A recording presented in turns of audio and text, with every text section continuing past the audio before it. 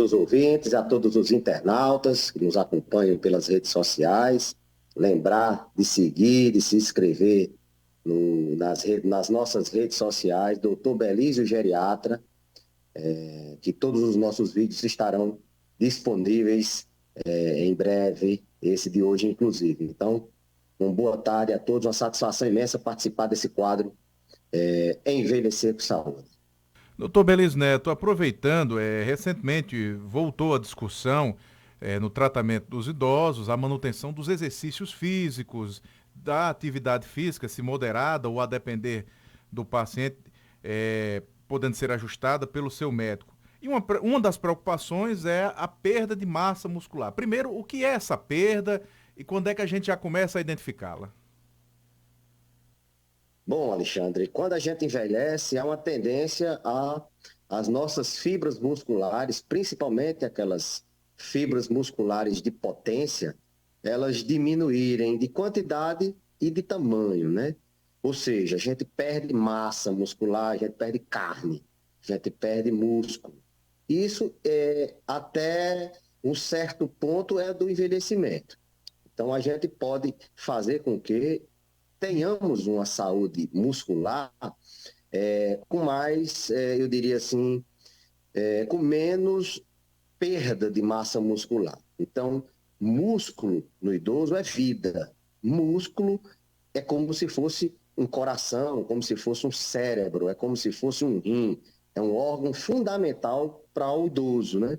Não só porque o músculo mantém a mobilidade dele, não só porque o músculo mantém ele com independência física, mas o músculo ele tem outras funções. Ele tem funções, por exemplo, de atuar no diabetes. Ele expressa o receptor de insulina e melhora o controle da diabetes. O músculo ele também tem atuação no nosso metabolismo ósseo. A gente a vitamina D, a gente tem uma atuação também no músculo, melhora a força muscular. É tanto que níveis baixos de vitamina D estão associados a maior risco de queda. Então, preservar a massa muscular, ou mesmo ganhar massa muscular na terceira idade, é vida, é sinal de mais anos vividos e com mais qualidade. Mais qualidade. Essa perda de massa muscular, quando ela começa a atrapalhar a força do indivíduo, ele começa a ter menos força, começa a ter menos desempenho, anda mais lento, tem pouca massa muscular, a gente chama de sarcopenia. Sarco de carne, penia de diminuição. Então, a sarcopenia é a perda de massa muscular acima dos níveis esperados para a idade, associada a uma diminuição de força ou uma diminuição da massa, da própria massa, ou de desempenho. Por exemplo, a capacidade dele levantar e se sentar num determinado tempo, a capacidade dele andar numa velocidade. Então, massa muscular quer dizer equilíbrio, quer dizer saúde cardíaca, saúde metabólica com diabetes, quer dizer saúde óssea também. Para que a gente possa diminuir o risco de perda de massa muscular, uma das grandes orientações é a gente não parar de se movimentar, mesmo que seja numa cama, mesmo que o paciente esteja acamado, fazer atividade, principalmente de força, ou seja, atividade contra-resistida, é extremamente saudável e preserva a massa muscular. Idoso, quando ele não movimenta o músculo, esse músculo tende a atrofiar.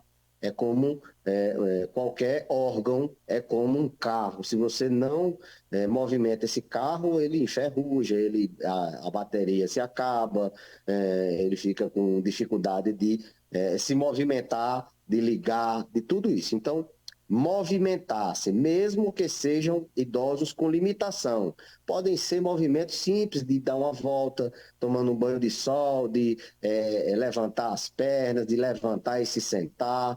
Se for acamado, tentar se movimentar, tentar, de preferência, com orientação de um profissional de educação física, orientação supervisionada, é o ideal. E, além disso, além da atividade física contra-resistida, é importante uma suplementação nutricional com proteínas. O idoso ele tem uma tendência a necessitar mais de proteínas. Então, suplementação proteica com atividade contra-resistida é um caminho para que a gente perca com menos velocidade a massa muscular. Logicamente que o controle das doenças, o controle do diabetes, o controle da hipertensão, o controle das doenças ósseas, artrose, osteoporose, fazem parte também desse tripé, né? Você só vai conseguir fazer exercício se você tiver com suas doenças crônicas controladas, e isso é fundamental para que o idoso não desenvolva.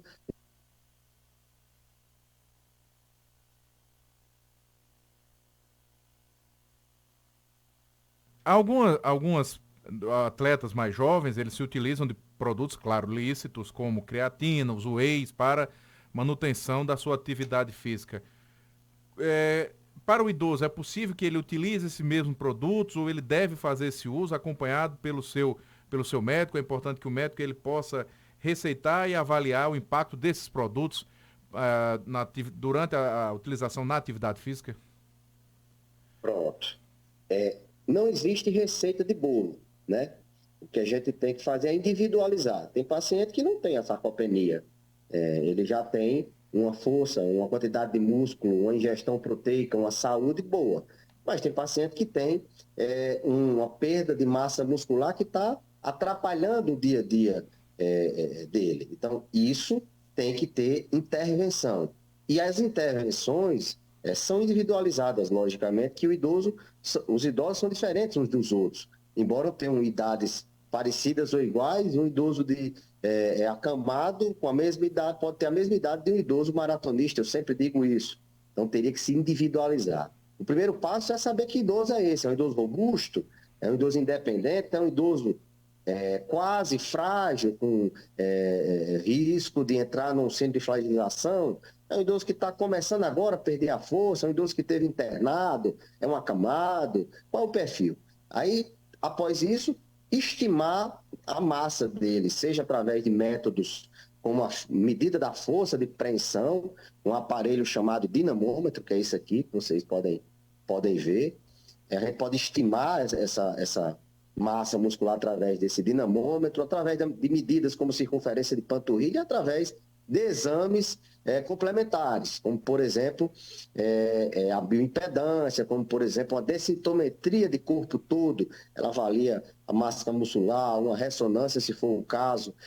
Então, existem métodos para a gente dar esse diagnóstico e, a partir disso, a gente planejar um tratamento. Não é para todo mundo que a gente faz suplemento nutricional, né, para todo mundo que a gente tem que ver a quantidade, tem que ver o grau de dependência. E outra coisa, Alexandre, a gente sempre tenta estimular na dieta, fazer com que o idoso tenha uma ingestão mais natural de proteínas, seja com ovo, com carne, com frango, com proteínas que estão na sua alimentação. Isso tudo passa também por uma avaliação nutricional. O nutricionista tem que participar desse planejamento de suplementação proteica. Então, não é para todo mundo que se faz suplementação com proteínas. As formas com que a gente faz vai depender de cada idoso. Muito embora a gente tenha, inclusive recentemente, tenha sido publicado um estudo bastante robusto, onde ele orienta a suplementação de creatina para esses idosos com sarcopenia, com fragilidade. Só que a dose tem que ser avaliada pelo peso, pela função renal, se o paciente pode usar esse suplemento, tem que ser individualizado. Então, há sim uma necessidade de um aumento na ingestão de proteínas, né, na dieta. Caso a gente identifique uma perda de massa muscular acima do que se espera, a gente associa a suplementação proteica com exercício e trata as doenças que podem estar facilitando isso, né? Não adianta suplementar proteína, fazer exercício e a diabetes está descompensada. E caso a gente tenha uma descompensação de alguma doença que o idoso precisa ficar acamado por muito tempo, acender o alerta.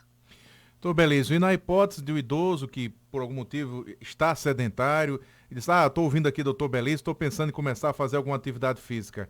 Uma avaliação médica e física, desculpe até a redundância, é necessária para iniciar qualquer atividade? Não só o idoso, né, Alexandre, mas qualquer pessoa que seja sedentária, antes de colocar seu corpo em exercício, em estresse físico, é interessante ele fazer uma avaliação minimamente, uma avaliação médica, né? O que acontece muitas vezes é que as pessoas fazem e não dão início, não dão o pontapé inicial. Eu sempre digo, mesmo acamado, é possível a gente se movimentar. A quantidade de passos que se dá durante o dia está relacionado com mais anos de vida, com mais saúde. Então, quanto mais se movimenta, melhor é. Mas uma atividade física na academia, na piscina, com esforço maior, e é recomendado sim uma avaliação da saúde em geral, não só do coração, as pessoas pensam muito só no coração, mas numa saúde em geral.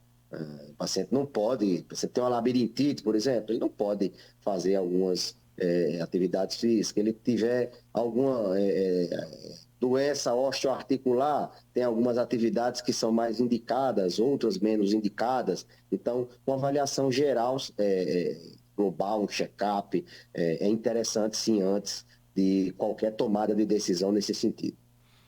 Então, beleza. Fazendo um rápido estudo de caso, um amigo açougueiro nos dizia que tinha um senhor cliente dele de quase 90 anos de idade e quando chega ao supermercado quer a carne mais gordurosa. A gente falou um pouco aí atrás, um pouco antes da questão dos hábitos alimentares. Pessoas que por algum motivo ainda mantêm hábitos talvez pouco aconselhados, apesar do avançar da idade, são exceções, como é que ela deve melhorar aí essa convivência dela com a alimentação? Olhe, existem as regras e existem as exceções, né? A gente não pode, por um exemplo, levar isso como para toda a população. A gente tem que lembrar que os estudos eles são feitos com inúmeras pessoas em vários centros e os estudos com muitas pessoas em vários centros, eles demonstram claramente que uma alimentação rica em gordura, rica em carboidrato, ela é mais prejudicial para o indivíduo. Logicamente que em pacientes idosos, frágeis, com perda de peso, com dificuldade na alimentação, essas restrições elas são mais secundárias.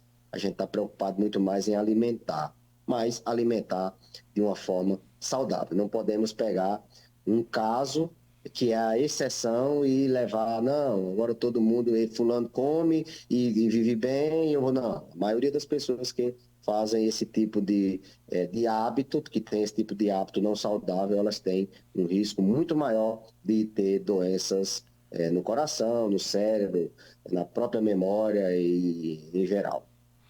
Uma sarcopenia avançada, né? Uma perda avançada de massa muscular e impulsionada pela idade, pelo sedentarismo, ela é reversível ou em parte ela é reversível?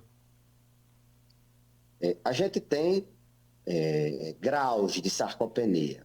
A gente tem aquela sarcopenia provável, aquela perda de força, mas ainda tem uma função da musculatura preservada. Tem a sarcopenia provável, tem aquela sarcopenia leve e aquela sarcopenia mais avançada, onde o paciente tem perda de massa, perda de força e perda de função. Esses estágios, eles são perfeitamente reversíveis a estágios anteriores. É bem verdade que existem algumas doenças que não permitem com que a gente reverta isso, né? E a ideia da sarcopenia é a gente identificar ela para que a gente possa preservar essa massa muscular, a gente possa fazer hipertrofia também, que é um mito. Não, o idoso não pode pegar muito peso. Quem mais se beneficia com progressão de carga na atividade física são os idosos. Eles precisam ganhar massa muscular. Então, em casos graves, a sarcopenia geralmente ela já vem associada a uma outra entidade, que é a síndrome de fragilidade. eles são sim reversíveis, talvez não totalmente, depende muito da doença, né? Se é um paciente que entrou com uma sarcopenia, porque vem perdendo peso, não vem se alimentando, tem uma depressão, você trata a depressão, ele tem mais motivação, melhora o apetite, faz atividade física e reverte. Agora, se é aquele paciente que já tem muitos anos acamado, já tem uma rigidez, aí ele não reverte. Mas a ideia também não é só reverter, viu, Alexandre? É a gente preservar, porque ela pode piorar, ela pode não melhorar, mas ela pode piorar.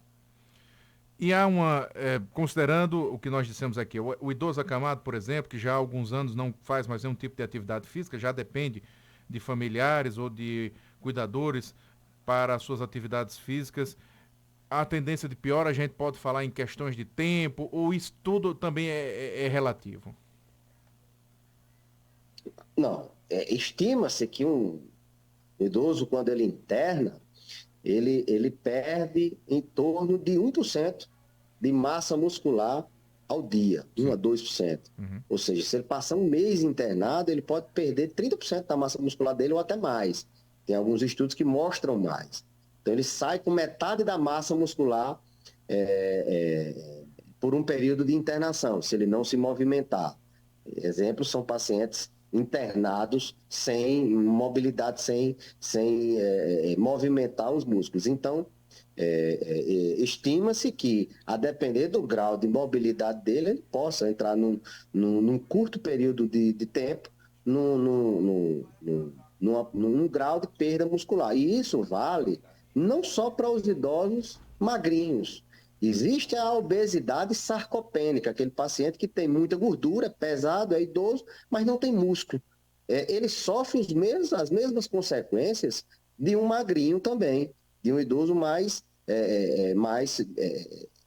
com risco nutricional. Então, aqueles pacientes que têm um grau de obesidade, eles podem estar sofrendo com pouca massa muscular. Isso é medido na ressonância, na densitometria de corpo total, ou mesmo na força de preensão. A gente pode estimar, ou com ultrassom, a gente pode estimar essa massa muscular. Eles inclusive têm piores desfechos do que aquele que é magrinho. Se ele tem uma massa muscular baixa, ele é obeso, hipertenso, diabético, ele tem um risco de se agravar muito maior do que o idoso que tem pouca gordura. Então, vale para o idoso obeso, vale para o idoso com peso normal e com o idoso abaixo do peso. Ele perde massa muscular caso ele não tenha uma atividade, uma mobilidade e uma suplementação de proteínas adequada.